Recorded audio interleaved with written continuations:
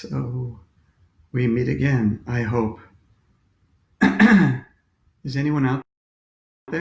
Oh, shit. Ooh, I think I said a bad word. Is anyone out there? I think I might have messed up.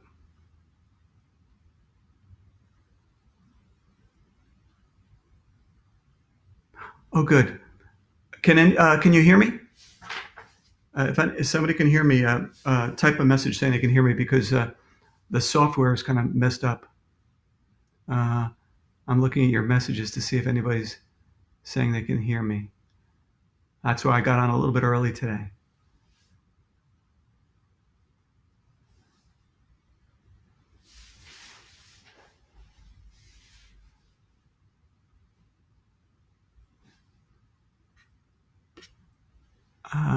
Can you hear me? Oh, great. Oh, good. Thank you.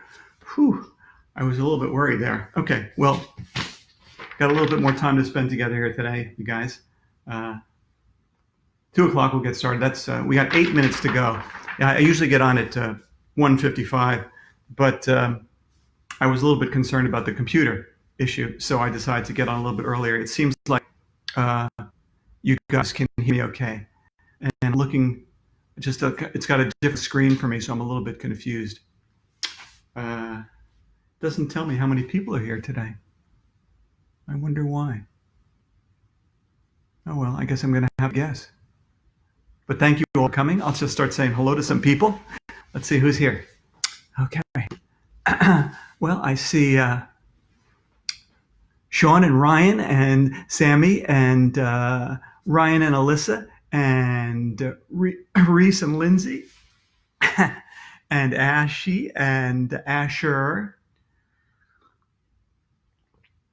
Somebody's eating cheese balls today. Sarah and Emma are there today. And who else is here? Lila from New Jersey and Aiden hasn't missed a show. Jackson is here from North Carolina. Madison and Mackenzie are here, and Sandy and Stacy and Shannon and Zachary are here. Thanks for coming, everybody. We'll get started in 6 minutes. 6 minutes. Ted from Michigan is here, and Quinn and Ethan from Illinois. And let's see who else is here. Lucas is here, and Sam and Truman and Wilson and Rosie from Virginia, and Beth and Ginny, Beth Daniels. No, Ginny, Beth and Daniels. Daniels are here in Alabama. Jacob and all these other people. Boy, the messages are scrolling by so fast it's hard for me to read them. Donna and Emma and Maddie, thanks for reading my books, all of you. Thanks for coming today. It's a lovely day. Madison from Staten Island, doesn't miss a day. Okay. Zachary and Ava, Ali, Abigail from Georgia. Sammy from Long Island. And Lucy and Gabby and Brendan are here, and James and Jordan Ann and Charlotte and Michael and Christina are here. Henry from Kentucky, thank you for coming. Lydia and Henry from Texas. It's 1:55 now. We got 5 minutes to go. I wish I could, respond to every one of you, but it's just impossible because I can't see the number now, but there's hundreds of us here, and everybody's typing at the same time. And obviously, when I'm reading the story, I can't read your messages at the same time. I just have to ignore them. But Christian is here, and Amelia, and Mrs. Tyson's class from Michigan is here. Landon and Arabella, CJ, Alex, and Jake are here. Sophia, and Finian and Rafferty are here. And Aiden and Connor and Kevin and Carolyn and Annie and Harry and Nathan and romper room. That's right. When I was a kid, same thing. The teacher would say all the kids that she was seeing in the group, but she didn't really know the names. Josephine and Molly, Kate, Brantley, Liam and Amelia from Minnesota. Zoe is here. Ryan, Scotch Plains. Okay. Happy birthday, Ryan. And Madeline and is here. Uh, Dimfa and Ruby. That's an interesting name. Alex and Zach from Cranford. And Ben, Yale, and Nora are here. And Jack from Denville. Okay. All right. 1:57. We got 3 minutes to go.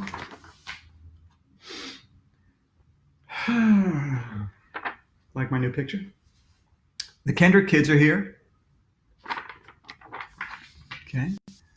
Medford, Oregon. Julia and Natalie from Medford, Oregon. I know Medford, Oregon. Somebody said, how do you draw such good pictures? Well, it's easy because I don't. Jim draws the pictures. I just write the words.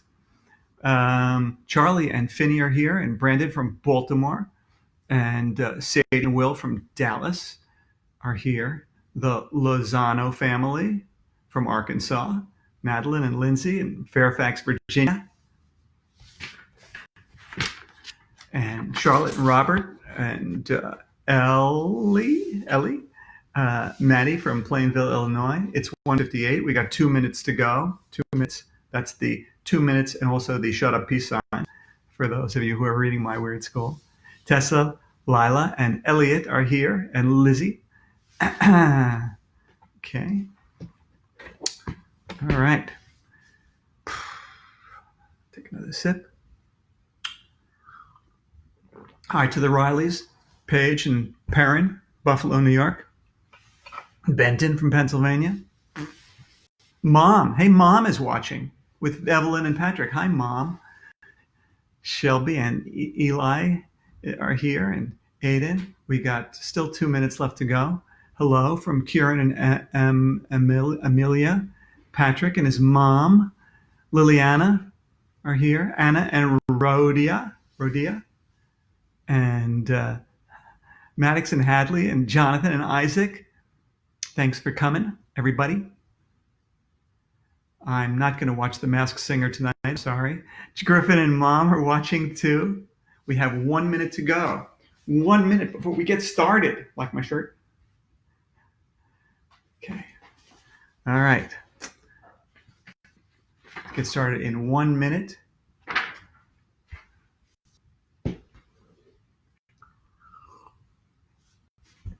Thanks to all of you for coming.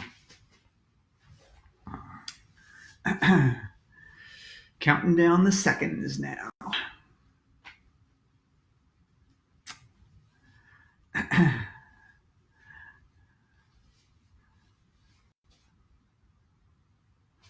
Okay, here we go.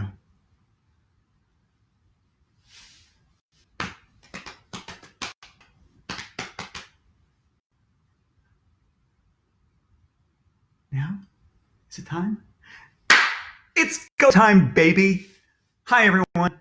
Thanks for coming. My name is Dan Gutman. I am the author of the My Weird School series, and let's get to work right away with our question of the day. Our question of the day comes from Jack in Maryland, and Jack asked, "How do you come up with ideas for your new books?" And the answer, Jack, is that well, for one thing, I read the newspaper every day. I watch TV. I listen to podcasts. I have 2 kids of my own who've given me lots of ideas. And I also remember what it was like to be a kid, and that gives me ideas too. And as far as the My Weird School series goes, each book starts with a person, a grown-up, the teacher, the art teacher, the this teacher, the that teacher. And I figure kids your age, you like to read about grown-ups doing dumb things. Am I right? So I just think of the dumbest things imaginable for grown-ups to do, and I write it down. And that's how I get the ideas for the My Weird School books. And Jack, thanks for asking that question. And I hope Jack and all the other Jacks out there will read Mr. Jack is a Maniac. Okay, you got to read that one, Jack. All right, let's get started with our book of the week, which is Dr. Snow Has Got to Go. We started this on Monday, and the kids learned that the school STEM scores, science, technology, engineering, and math, are way down. And so Mr. Docker, the science teacher, brings in his old college buddy, Dr. Snow, who's a famous scientist, to help bring up the school's STEM scores. And so they meet Dr. Snow, and he announces that there's going to be a science fair. And the first thing he teaches them is, well, he takes them up on the roof of the school. They climb up the stairs to the roof of the school, and he takes a bucket and he fills it with maple syrup, and he swings it around and around to show how centripetal and centrifugal force works. But unfortunately, the bucket gets loose and goes flying off the roof. So that's pretty much how we ended chapter 4. So today we're going to start on chapter 5, which is titled The Great Egg Drop Challenge. Are you ready? All right, gather around the computer, your tablet, your smartphone, your big screen TV. Gather around, get your friends over here. It's time to get started with chapter 5. There was a table on the other side of the roof with a bunch of junk on it. Pieces of cloth, bubble wrap, feathers, string, straws, tape, cotton balls, rubber bands, toilet paper tubes, plastic bags, popsicle sticks, cardboard boxes, styrofoam, and a big box of honey sugar bongos. Oh, and there were also 2 cartons of eggs. That was weird. "Why is all this stuff up here?" asked Ryan. "We're going to do a science project," said the snowman. "I call it the Great Egg Drop Challenge." "We're going to eat egg drop soup?" Ryan asked. "Yum!" "No," said the snowman. "We're going to drop eggs off the roof." He was rubbing his hands together. Again, a sure sign that he's crazy. "Why is dropping eggs off the roof a science project?" asked Andrea. "Well," said the snowman, "if you drop an egg off the roof onto the sidewalk below, what do you think will happen?" "The egg will break," we all replied. "Duh." "Right," said the snowman. "The sidewalk is much harder than the egg's shell. So we need to think of a way to prevent the egg from breaking at the end of its fall." "How can we do that?" asked Alexia. "There are lots of ways," said the snowman. "Each of you is going to design a package using the things on this table to protect your egg from a fall. We'll record the results.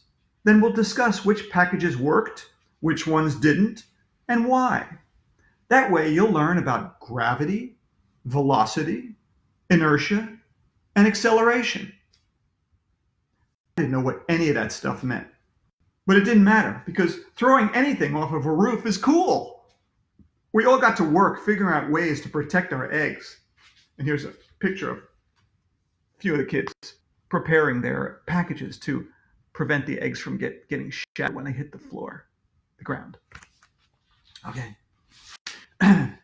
Emily wrapped a bunch of rubber bands around her egg. "When my egg hits the sidewalk, it will bounce," she said, "but it won't break." Ryan put his egg in a little cardboard box and filled the box with feathers. "The feathers will cushion my egg," he said, "so it won't break when it hits the sidewalk." Michael put his egg inside a plastic bag and surrounded the egg with foam peanuts. "My egg will move inside the bag when it hits the sidewalk," he said, "but not enough to hit the hard surface and break." Andrea made a little parachute out of some cloth and string. Then she put her egg in a basket that hung below the parachute. "If I can make my egg fall more slowly," she said, "it won't crack when it hits the ground." Neil wrapped his egg in bubble wrap and cotton balls. Alexia put her egg inside a piece of styrofoam and taped it shut. I put my egg inside the box of honey sugar bongos. That's my favorite cereal. The cereal has so much sugar in it, you might as well pour sugar right from the sugar bowl into your mouth.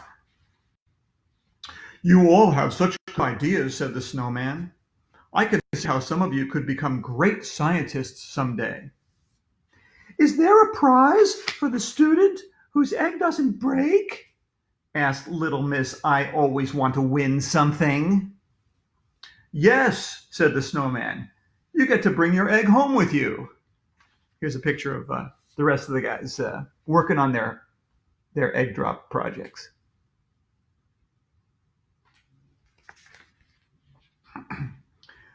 What if all the eggs break? Asked Emily. Then lunch will be scrambled eggs today, said the snowman. Are you ready? Ready, we all shouted. 10, 9, 8.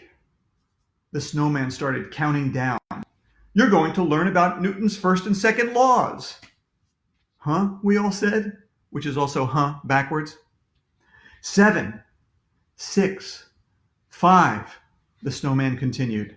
An object at rest will remain at rest until acted on by an unbalanced force. What? 4, 3, 2, said the snowman. An object in motion continues in motion with the same speed and in the same direction unless acted upon by an unbalanced force. I had no idea what he was talking about. 1, 0. Okay, let 'em fly. Bombs away, I shouted as I threw the box of honey sugar bongos off the roof. That's when the weirdest thing in the history of the world happened. There was a thud down below, and then a scream. Eek! We all rushed over to the edge of the roof, and you'll never believe what we saw down the sidewalk in front of the school. It was Mrs. Elementary, the old lady who our school was named after. She was flat on her back. Help! She shouted. I'm under attack. Uh-oh, said the snowman. Dr. Snow and Mr. Docker went running down the stairs as fast as they could go.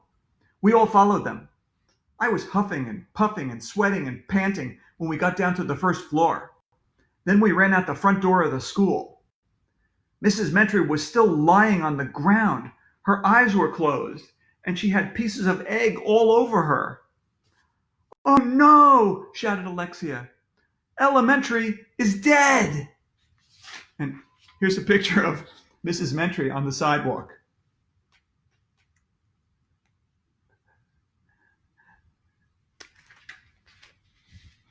We killed her, shouted Neil. Everybody was yelling and screaming and freaking out. But Mrs. Mentry wasn't dead, and we didn't kill her. I know that for sure because after a few seconds her eyes opened. Are you okay, Mrs. Mentry? Asked Mr. Docker.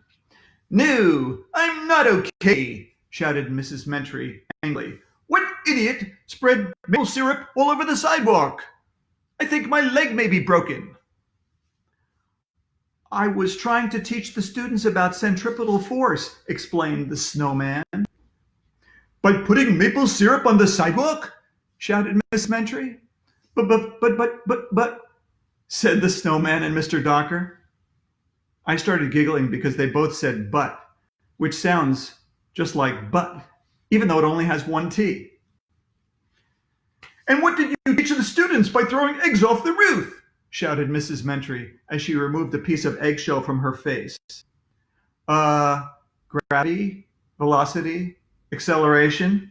Isn't there some other way to teach those things? Shouted Mrs. Mentry. I got hit in the head with a box of honey sugar bongos. Everybody looked at me because they knew I threw the box of honey sugar bongos off the roof. I was wondering what happened to my egg. If Ella Mentry's head was softer than the sidewalk, maybe my egg didn't crack when the box of honey sugar bongos landed on her.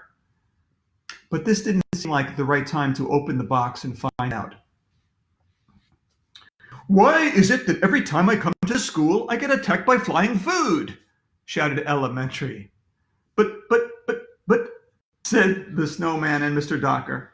That's it, said Mrs. Mentry. Get me out of here. I need to call my lawyer. This is the last straw. And here's a picture of Mrs. Mentry yelling at Dr. Snow. I I need to call my lawyer. This is the last straw. Huh? I didn't know he ran out of straws. What did straws have to do with anything? But, I didn't donate $1 million to the school so the students could throw food at me every time I visit, Mrs. Mentry shouted. I want my money back. But, they sure say but a lot. All right, that is chapter 5. Are you guys ready for chapter 6? What's the magic word? Okay, here's chapter 6, which is titled Getting Dirt on Dr. Snow. Mrs. Mentry was really mad when all those eggs landed on her. We tried to pick the shells out of her clothes, but she was a gooey mess. I guess the yolk was on her. It looked like she was going to totally freak out.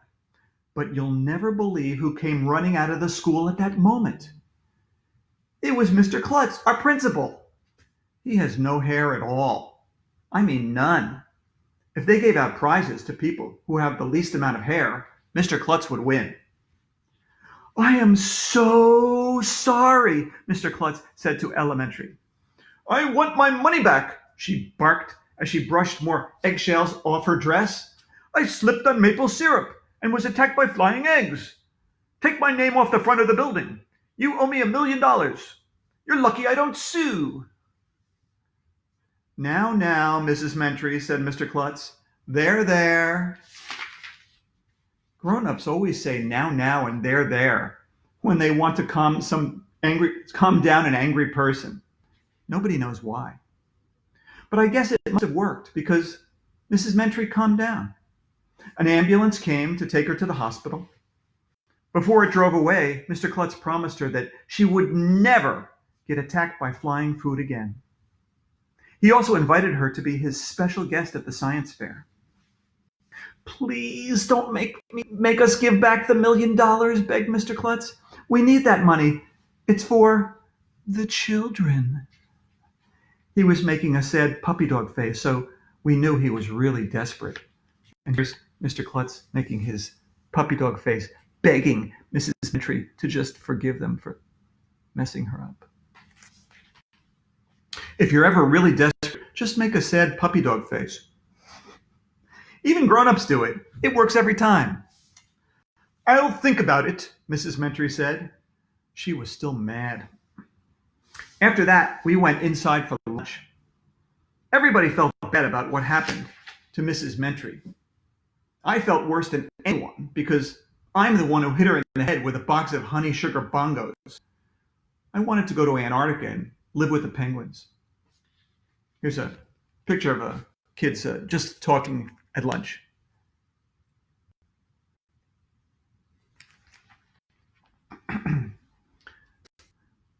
Nobody was talking much while we ate our peanut butter and jelly sandwiches. It was quiet in the vomitorium. After lunch, we went out for recess, but nobody was in the mood to play. What do you want to do? Ryan asked. I don't know, said Michael. What do you want to do? Let's play Talk Like a Grown-Up, I suggested. Talk Like a Grown-Up is one of my favorite games. All you have to do is talk like a grown-up. So it has the perfect name.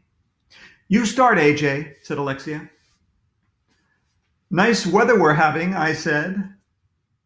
It's lovely, said Alexia. They say it may rain on Friday. How is your lawn? Asked Neil. Mine needs watering. I want more money, I said. You're fired, said Alexia. I need to lose 10 pounds, said Ryan, and my hair is falling out. If I don't get coffee, I'll die, said Michael. Do you want to play golf? Asked Alexia. Not now, I said. I have to read the newspaper. My back hurts, said Neil. My feet hurt, said Michael. Everything hurts, said Alexia.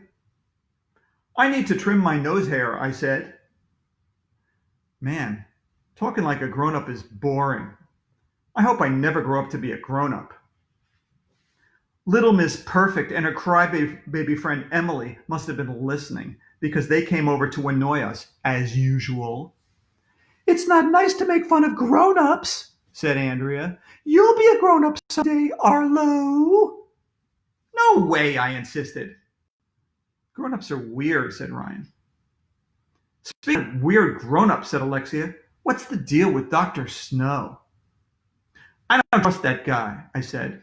I still say he's crazy, with that frizzy psycho hair and those crazy eyes. I think he wants to take over the world.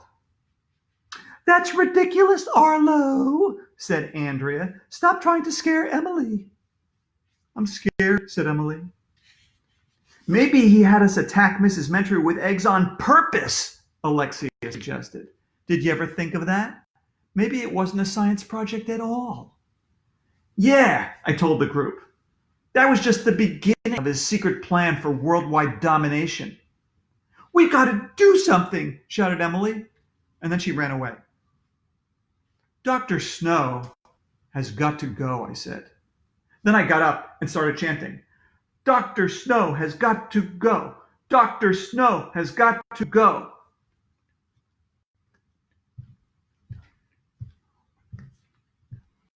I thought everybody was going to get up and start chanting with me, but nobody got up. Nobody started chanting. I hate when that happens. AJ, if what you say is true, said Alexia, there's only one thing we can do. What's that?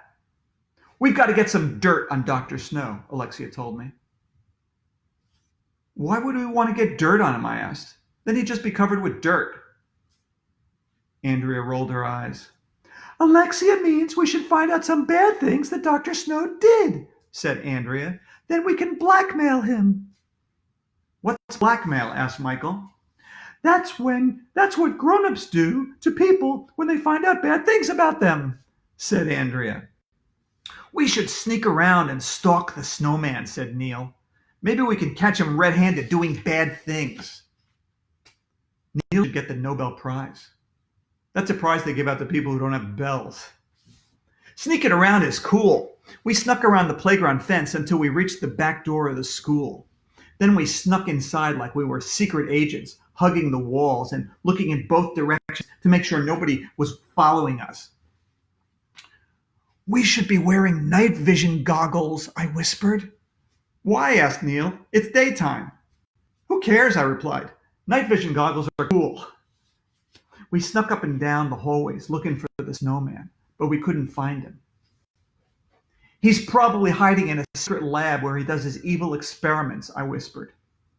We passed by the teacher's lounge. That's a room where no kids are allowed, but the teachers get pedicures and play ping pong all day. I peeked through the little window in the door. That's when I saw him, the snowman. He was sitting all by himself. Psst! He's in here, I whispered. Okay, what's the plan? Whispered Alexia. This is the plan, I said. Then I yanked open the door and I burst into the teacher's lounge. Freeze, dirtbag! I shouted. That's what policemen always shout on TV when they sneak up on bad guys. Nobody knows why. The snowman was completely surprised. He dropped his sandwich onto the floor. Here's a picture of AJ telling Dr. Snow, "Freeze, dirtbag!" I love that line. Aha! I shouted. We caught you red-handed, snowman. I beg your pardon? The snowman asked. I have one question for you, I told him. Do you have any bells? I have a doorbell at my house, said the snowman. Why do you ask? Just as I suspected, I said. You can't be a real scientist. They give the Nobel Prize to scientists who don't have bells. But you have a bell, so that proves that you're not a real scientist. You're a fake, a phony. Are you kids allowed to be in the teacher's lounge? Asked Dr. Snow. Shouldn't you be at recess? Stop trying to change the subject, snowman, I barked.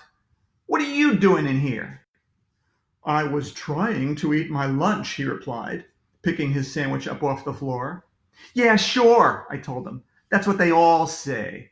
We know what you're up to, snowman. You planned that attack on Mrs. Mentry so you could shut down the school. It's all part of your evil plot to take over the world. What?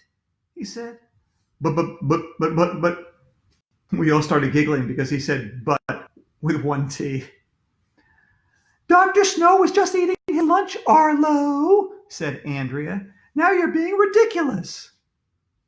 Maybe so, but I still didn't trust him. Neither did Alexia. I got my eye on you, Snowman, she said. That was weird. Why would you want to put your eye on somebody? That's kind of gross. Well, kids, that's the end of chapter 6. We're going to finish this book tomorrow. It's chapter 7 and 8 tomorrow. We're going to finish this book tomorrow. And on Friday, I'm going to have a special surprise for you. Ooh, I love surprises. But first, before you go, how about a joke of the day? You ready for the joke of the day? All right, here it is.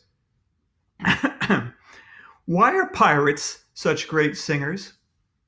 Why are pirates such great singers? Give up? They love to hit the high seas. All right, that's it for today, you guys. By the way, you can also, if you feel like it, tell your parents they could follow me on Twitter and Instagram at Dan Gutman Books. And until I see you tomorrow at the same time and the same place, read like crazy and wash your hands like crazy. See you guys. All right, how do I close this thing? Oh, there it is. Okay.